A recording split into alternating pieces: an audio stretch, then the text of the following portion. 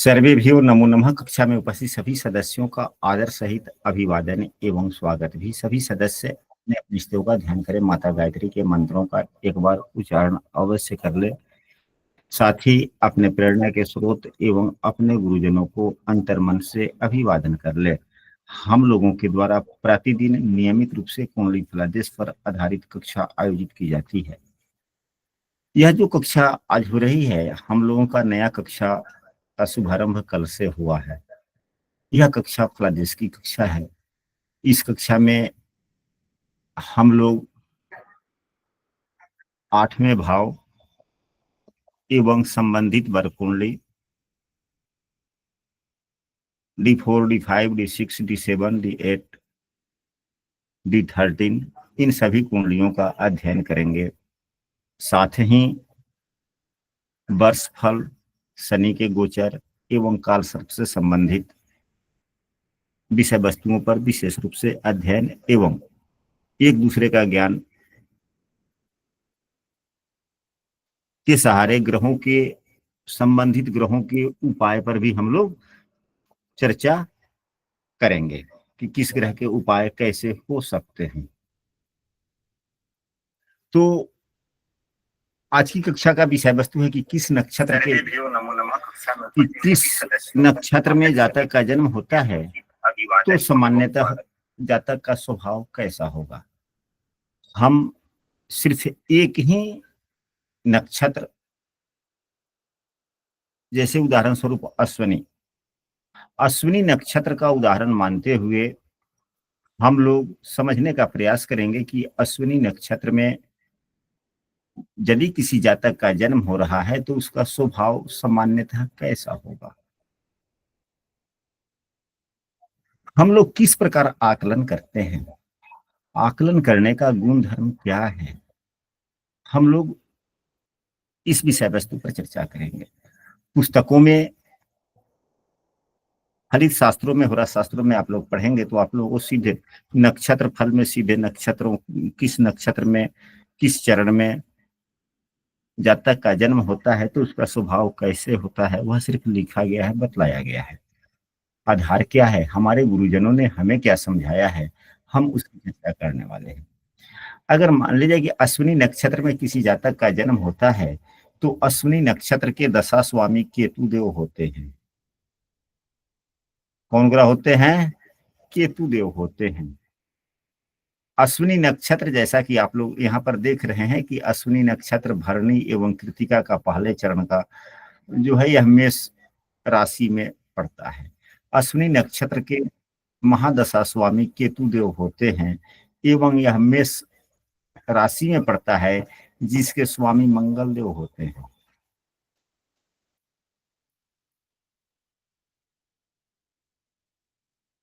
तो यहाँ पर मंगल एवं केतु दोनों का प्रभाव हो गया। काम करने वाले कौन है? केतु देव हैं, क्योंकि अश्विनी के स्वामी हो गए। अश्विनी नक्षत्र में जातक का जन्म हुआ एवं माहौल किसका मिला? मंगल देव का मिला। राशियां जो होती है वह माहौल होता है, घर होता है, निवास स्थान होता है। और जो संबंधित ग्रह होते हैं कार्य करने वाले होते हैं। अब यहाँ पर एक बातें हो जाती है कि लग्न नक्षत्र की प्रधानता दे या जन्म नक्षत्र का। लग्न नक्षत्र एवं जन्म नक्षत्र दोनों ही अलग अलग होते हैं। अलग अलग होते हैं या एक ही होता है? अलग अलग अलग अलग होता है। लग्न नक्षत्र अलग हो जाता है और चंद्र नक्षत्र अलग हो जाता है। यदि चंद्रमा जिस राशि में हो, अब मेष लग्न ही व्यतीत कर रहा हो, मेष लग्न में किसी जातक का जन्म हुआ हो, मेष लग्न का मान अगर 17 अंश है, 17 डिग्री के आसपास में है, मेष लग्न का जन्म हुआ। अगर चंद्रमा वृश्चिक राशि में है और 22 अंशों का है तो लग्न का अंशात्मक मान के अनुसार नक्षत्र अलग हो गया एवं चंद्रमा का नक्षत्र अलग हो गया। इस सारणी को देखते हुए अगर मेष लग्न की ही कुंडली बनाई जाए, 1 2 3 4 5 6 7 8 9 10 11 12, जब कुंडली बना लेते हैं हम लोग तो कुंडली में ग्रहों की स्थितियां भी होती है। तो हमारे गुरुजनों का कहना है कि चाहे वह लग्न नक्षत्र हो या चंद्र नक्षत्र हो, इसका प्रभाव जातक के जीवन पर अवश्य ही पड़ता है। तो लग्न लग्नेश चंद्र लग्नेश का स्वामी को देखें, यानी कि चंद्रमा और लग्न दोनों को देखें, दोनों में बलशाली कौन है, यानी कि लग्न के बल को देखें, चंद्रमा के बल को देखें। दोनों में जो बलशाली होता है उसी की विशेषताएं जातक के जीवन पर दिखलाई देती है। अभी जो हमने यहाँ पर मेष लग्न की कुंडली में चंद्रमा को अष्टम भाव में हम लोगों ने लिख लिया। चंद्रमा यहाँ पर 22 अंशों का है, लग्न का अंशात्मक मान 17 है।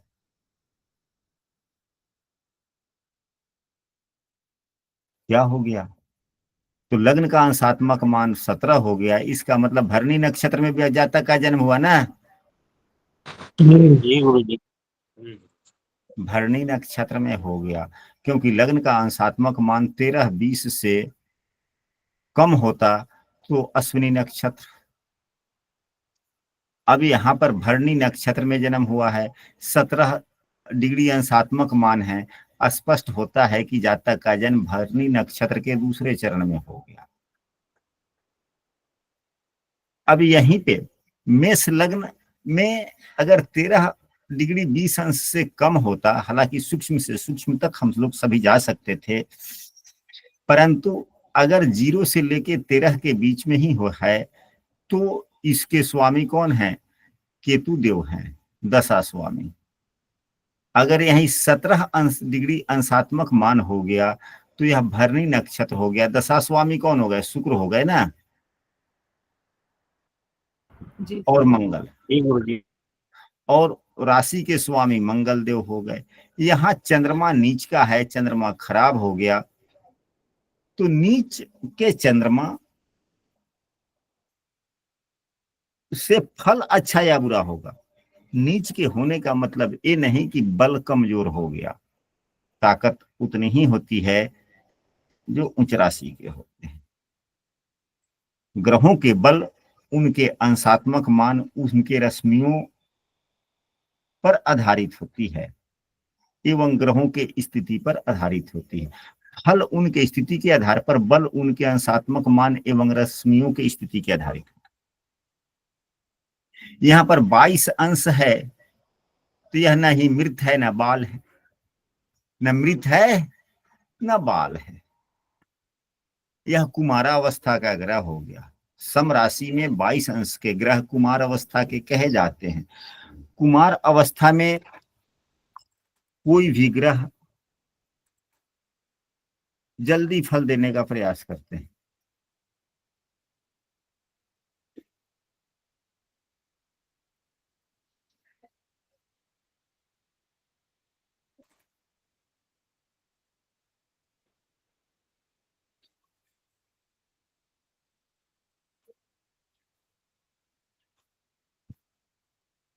अभी हम क्या बोल रहे थे? कुंवार अवस्था के ग्रह जल्दी फल देते हैं। हाँ, कुमार अवस्था के ग्रह जल्दी फल देते हैं, बगैर सोचे समझे देते हैं। युवा अवस्था के ग्रह सोच समझकर फल देते हैं। वृद्धावस्था के ग्रह, यानी कि ग्रहों के अवस्था के आधार पर फल देते हैं। कहने का मतलब कुमार अवस्था का कोई ग्रह होगा तो वो अपने कार्यकर्ताओं का उपयोग बगैर सोचे समझे करता रहेगा। अगर कोई ग्रह युवा अवस्था का है तो अपने कार्यकर्ताओं के बारे में सोचेगा भी, समझेगा भी और करेगा भी। कोई ग्रह वृद्धावस्था में होता है तो अपने कार्यकर्ताओं का, जैसे कि अगर देवगुरु बृहस्पति हुए या मंगल देव ही हुए, अगर मंगल देव ही आपके कुंडली में वृद्धावस्था के हैं तो मंगल देव का जो भी कारकत्व है,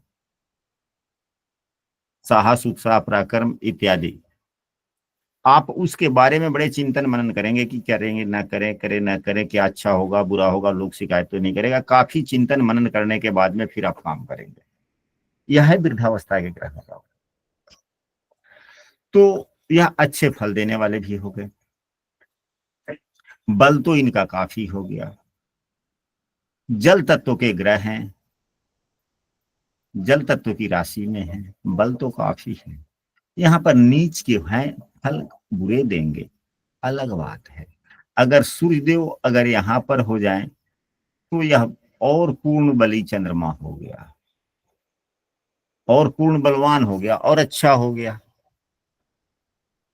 तो यहाँ पर चंद्रमा कमजोर है या बलवान हुआ? बलवान हो बलवान हो गया। जो ग्रह जितना बलवान होता है अपने स्थिति के आधार पर उतने ही अच्छे या बुरे फल देता है। देता।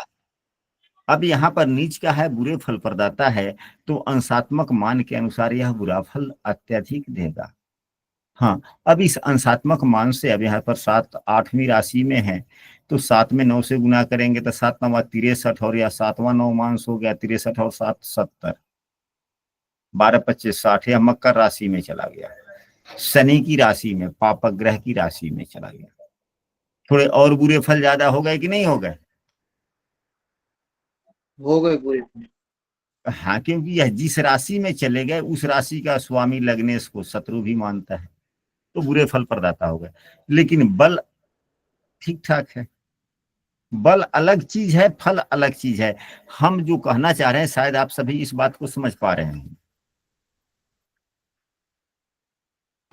जी गुरु जी। जी। हाँ, कहने का मतलब यह है कि हम लोग यहाँ पर किस नक्षत्र में जन्म होने पर सामान्यतः जातक का स्वभाव कैसा होगा, इसको आकलन करने की विधियां, अगर 27 नक्षत्र होते हैं, सभी नक्षत्रों को सीखे तो महीनों 2 महीना समय बीत जाएगा। लेकिन नहीं, हम लोग एक रोज ही कक्षा आयोजित कर रहे हैं। किसी भी एक नक्षत्र पर हम लोग जब खूब बढ़िया से समझ लेंगे तो आशा करते हैं कि आप सभी सदस्य अन्य नक्षत्रों को भी समझने का प्रयास करेंगे तो समझ जाएंगे। तो दोनों में जो बलशाली हो, दोनों में लग्न नक्षत्र अगर बलशाली है तो लग्न नक्षत्र को ही माना जाए। यदि चंद्रमा बलशाली हो तो चंद्रमा के नक्षत्र को आधार माना जाए। अब किस नक्षत्र को आधार माना जाए, इसका तो संशय समाप्त हो गया ना।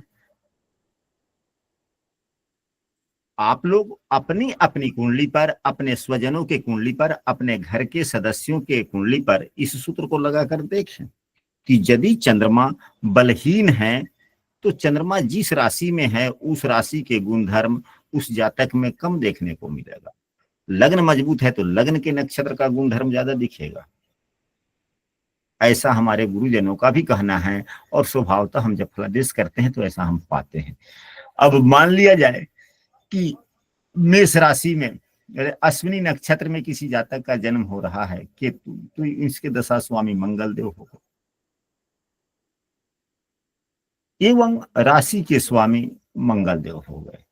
किस प्रकार के गुण धर्म होंगे? अगर चंद्रमा लग्न में ही हो और यही हो गया तो मतलब कि मान लीजिए कि यही है कि इसी नक्षत्र में जन्म हुआ और चंद्रमा भी बलवान, या चंद्रमा इसी जगह है, मेष राशि में ही चंद्रमा है और चंद्रमा बलवान स्थिति में, तो क्या होगा?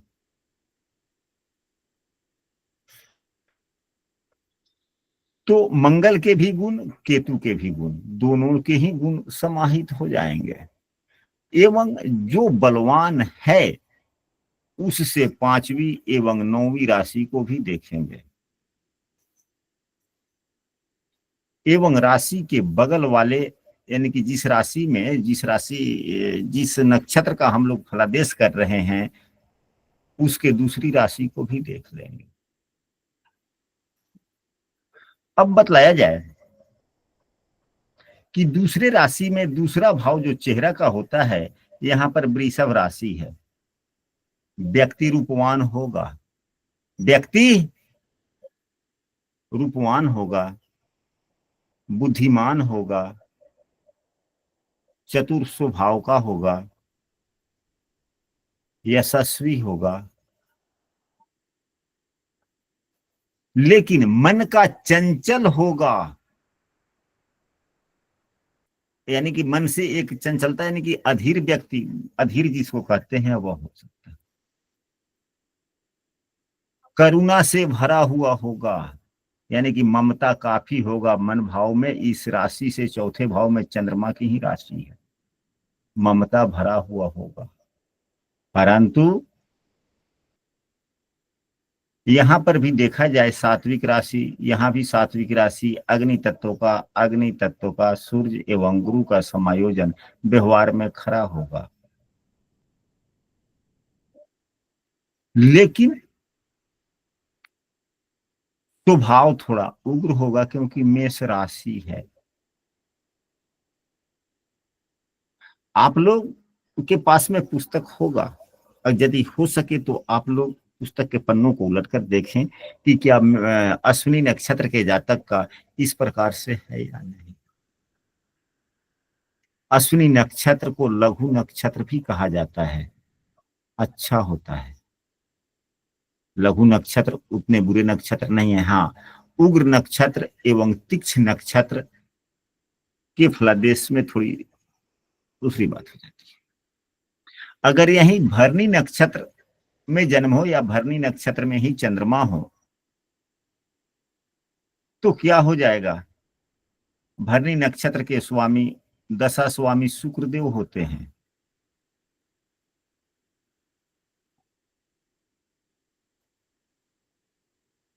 भरनी नक्षत्र के दशा स्वामी शुक्रदेव होते हैं। ऐसा जातक थोड़ा निरोगी हो जाता है। कारण क्यों?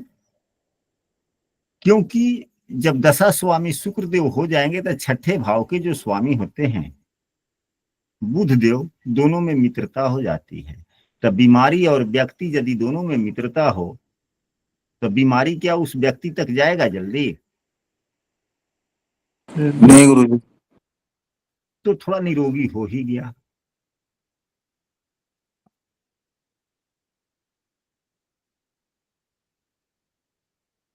राशि तो वही है, मंगल की ही राशि है, लेकिन इसमें बढ़ क्या गया, निरोगी हो गया।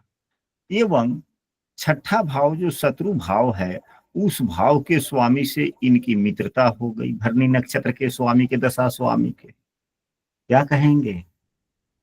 तो हम लोग ऐसे कह सकते हैं कि थोड़ा विजयी स्वभाव का, विजयी मतलब कि शत्रुओं को परास्त करने वाला हो सकता है। लेकिन शुक्रदेव क्या है? शुक्रदेव थोड़े स्वार्थी ग्रह हैं, भौतिकतावादी ग्रह। देवगुरु बृहस्पति जितना उदारवादी है उतने ही शुक्रदेव स्वार्थी ग्रह है। तो हम कह सकते हैं कि व्यक्ति में थोड़ा सा स्वार्थीपना हो। लेकिन राशि तो मेष है, पंचम भाव में भी सिंह राशि है, नवम भाव में भी धनु राशि है। सब तीनों ही राशियां पुरुष राशि है, क्रूर राशि है। स्वभाव तो थोड़ा सा क्रूरता का होगा ही होगा। लेकिन चंद्रमा जिस राशि में है, यानी कि जिस नक्षत्र में है या लग्न जिस नक्षत्र में है, दोनों में जो बलवान हो जाए उसका दशा स्वामी शुक्रदेव है, यह विलासी है। और भले लग्न मेष हो, भले लग्न की राशि यानी कि राशि जो है वह मेष राशि है, तो मेष राशि के स्वामी मंगल देव हैं एवं नक्षत्र के स्वामी शुक्रदेव हो गए। तो मंगल यौन ऊर्जा का कारक है, शुक्र विलासिता का कारक है। दोनों मिलकर के हम ऐसे कह सकते हैं कि आसक्त व्यक्ति हो सकता है, होने की संभावनाएं बन सकती है। अब बतलाया जाए, आप लोग जो हम लोगों ने अश्विनी एवं भरणी नक्षत्र दोनों ही नक्षत्रों पर जो चर्चा किया,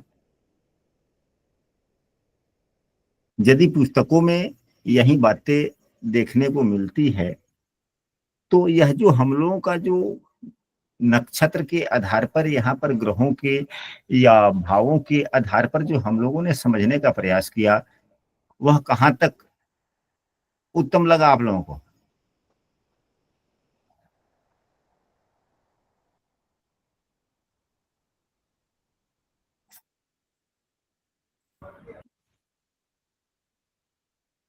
साथ ही आप लोग किसी भी एक नक्षत्र का नाम बोले हम उसी नक्षत्र के सहारे समझने का प्रयास करते हैं, किसी अन्य हस्त नक्षत्र। खास नक्षत्र। चलिए ठीक है, अब हम इस सभी को पहले मिटाते हैं।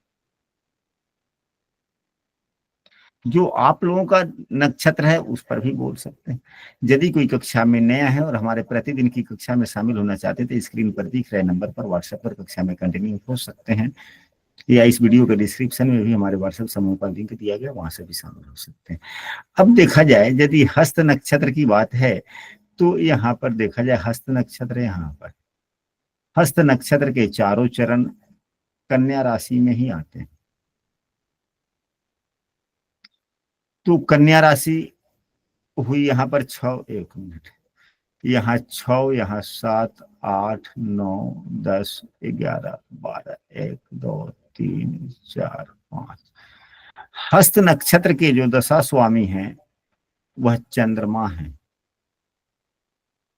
हस्त नक्षत्र के दशा स्वामी चंद्रमा है, एवं जो राशि के स्वामी हैं वह बुध देव है। हस्त नक्षत्र भी लघु नक्षत्र है, इसे उतना खराब नक्षत्र नहीं कहा जाता, इसे क्षिप्र नक्षत्र भी कहा जाता है।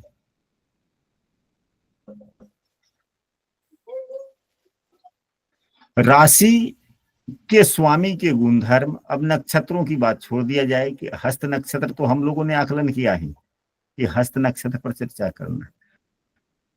हमको क्या याद रखना है, क्या याद नहीं रखना, तो हम लोगों को सिर्फ अब हस्त नक्षत्र से के स्वामी, दशा स्वामी एवं राशि स्वामी को आधार मान लिया जाए कि हस्त नक्षत्र किस राशि में आता है, तो कन्या राशि में आता है, जिसके स्वामी बुधदेव होते हैं।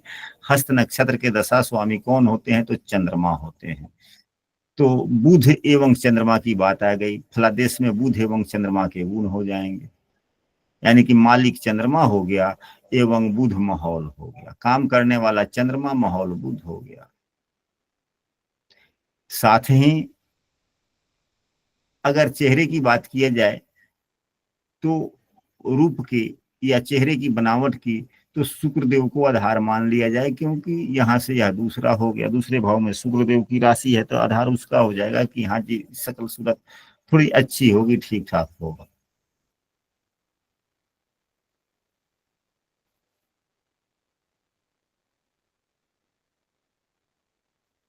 परंतु बुध देव में बचपना है, चंद्रमा में चंचलता है, तो जहां बचपना और चंचलता हो जाता है तो उस दोनों शब्दों के संगम को हम लोग उत्साही कह सकते हैं।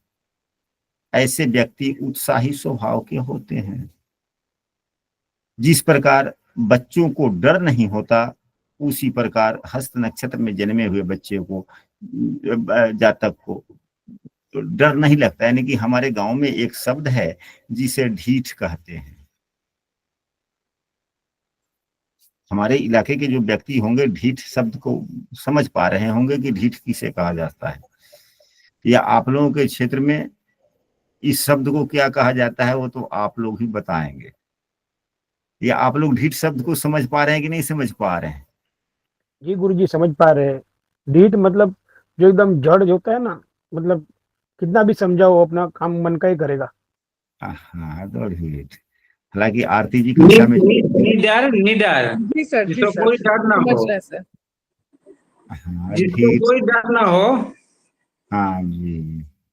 चलिए, तो यह कहाँ से हम लोगों ने लिया, तो हम लोगों ने तो बस बचपना और चंचलता दोनों को, जो बचपना में जिस प्रकार के व्यक्ति के गुण स्वभाव होते हैं हमने वह लिया, यानी कि ग्रहों के स्थिति के आधार पर हम लोगों ने लिया।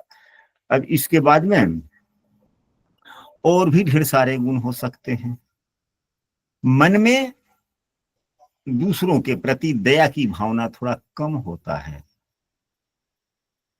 दूसरे के प्रति मन में दया की भावना कम होता है, केवल अपना काम चाहिए, क्योंकि राशि के स्वामी तो बुध देव हो गए, बचपना में दया का शब्द तो होता नहीं।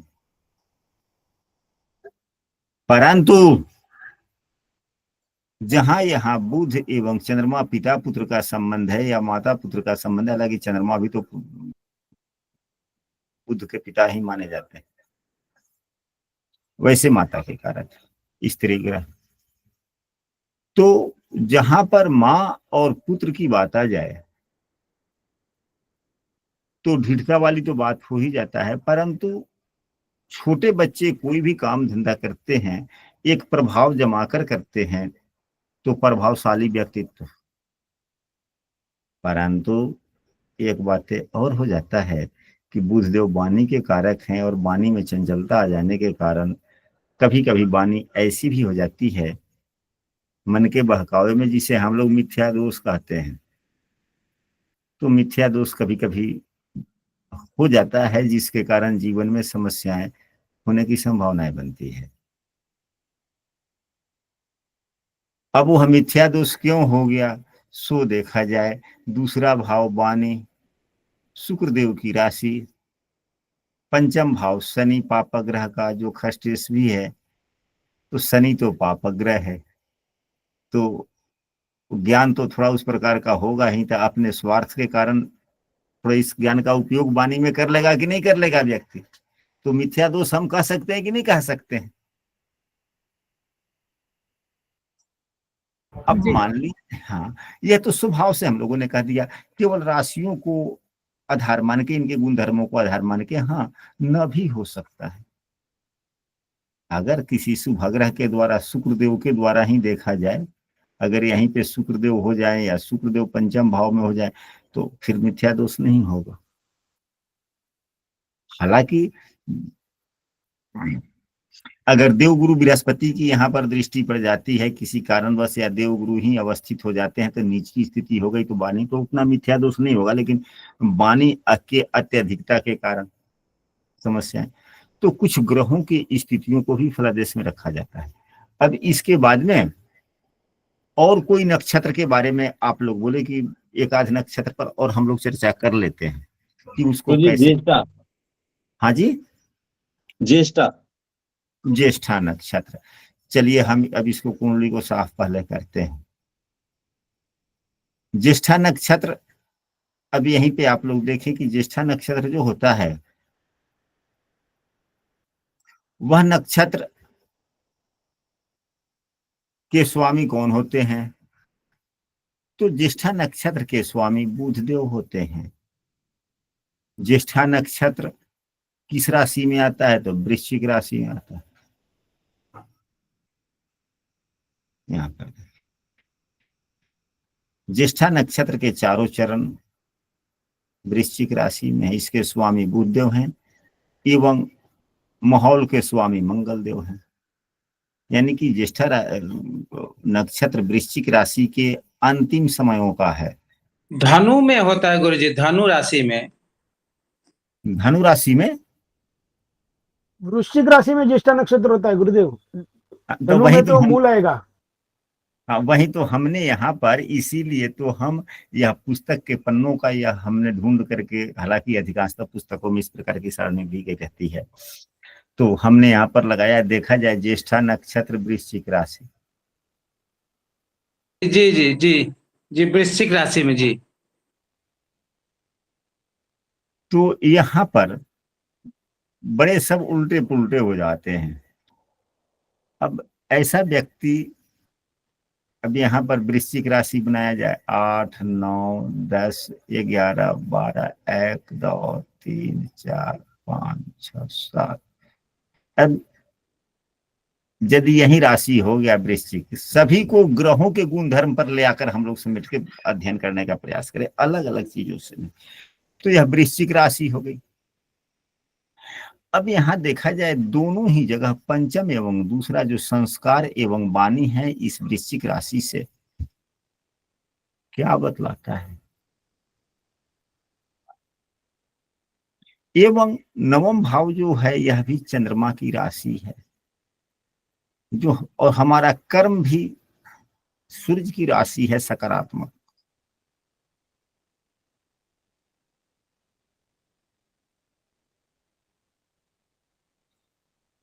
तो सभी एक दूसरे के पूरक एवं अच्छे ही तो हो गए।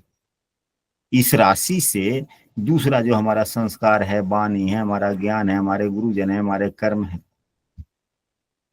जिससे हमारे व्यक्तित्व का निर्धारण होता है, इन सबों में समानता हो गया कि नहीं हो गया?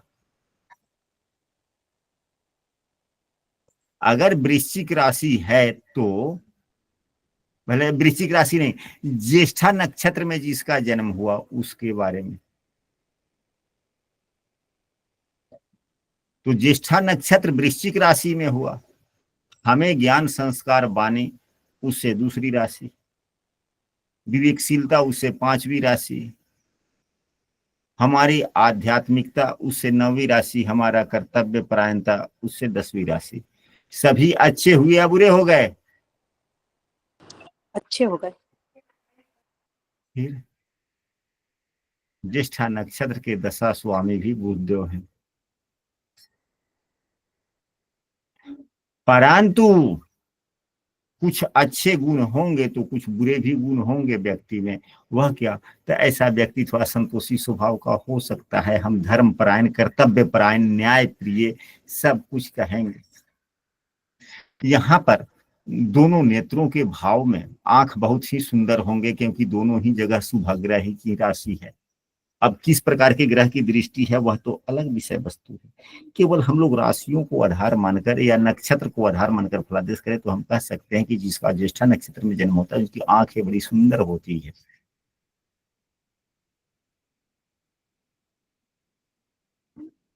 आंखें बहुत सुंदर होता है, परंतु मंगल देव की 6ठे भाव में भी राशि एवं ये, हाँ मतलब कि जो जन्म राशि, जन्म का जो राशि बनता है उससे 6ठा जो राशि है, या चंद्रमा का हो या जन्म लग्न का, उसमें भी मेष राशि है, वृश्चिक का ही, मंगल का ही मूल त्रिकोण राशि है। हम कह सकते हैं कि थोड़ा सा कलह प्रिय होने की संभावनाएं, या पर आलोचक, थोड़ा सा क्रोधी, जब तक हम पर आलोचक नहीं होंगे तब तक कलह झगड़ा होगा ही नहीं।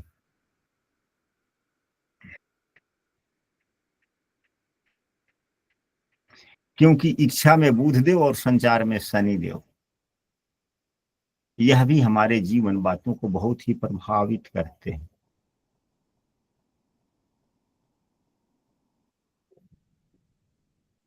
ज्ञान की कमी नहीं है, ज्ञान की कमी नहीं है, परंतु मंगल देव षड्यंत्र के भी कारक माने जाते हैं।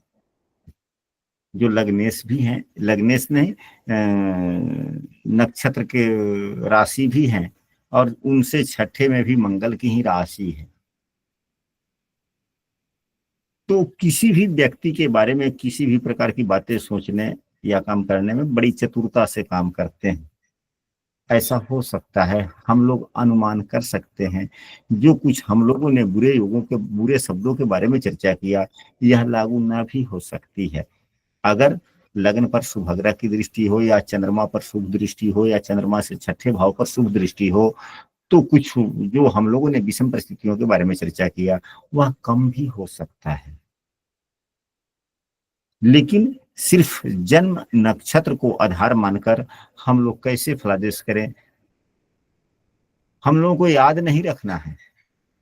अब याद रखेंगे तो 27 नक्षत्र का याद रहेगा?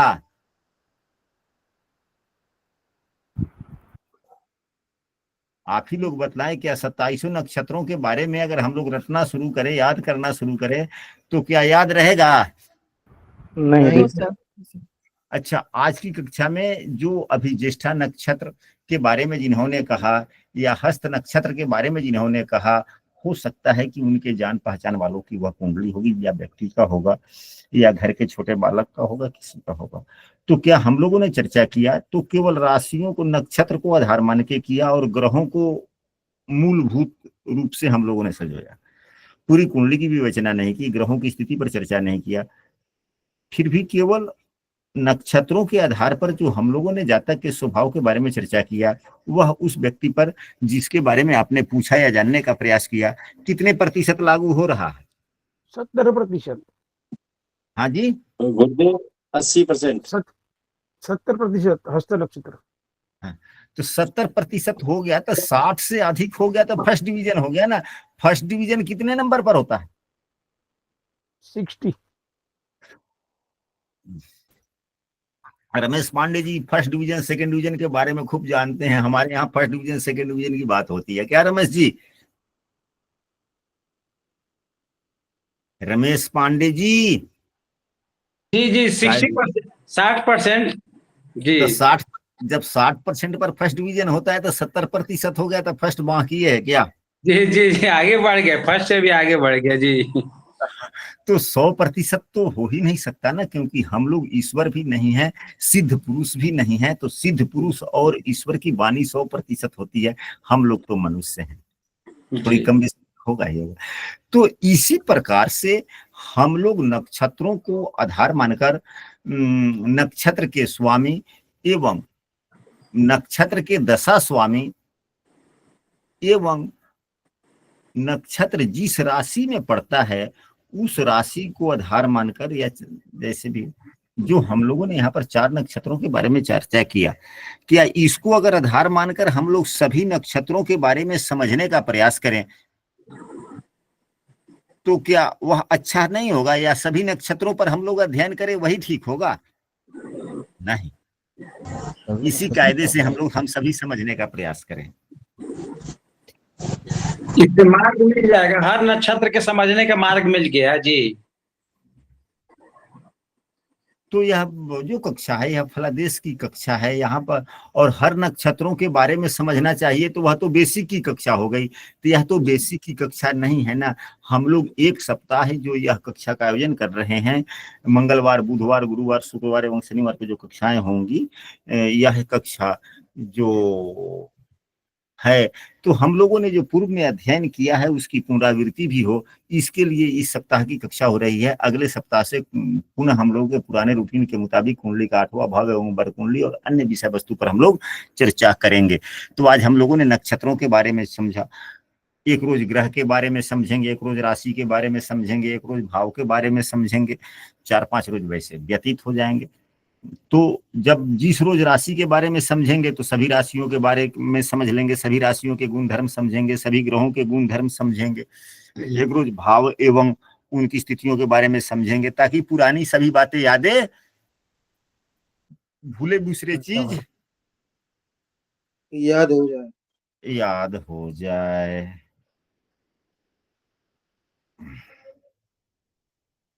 तो अब हम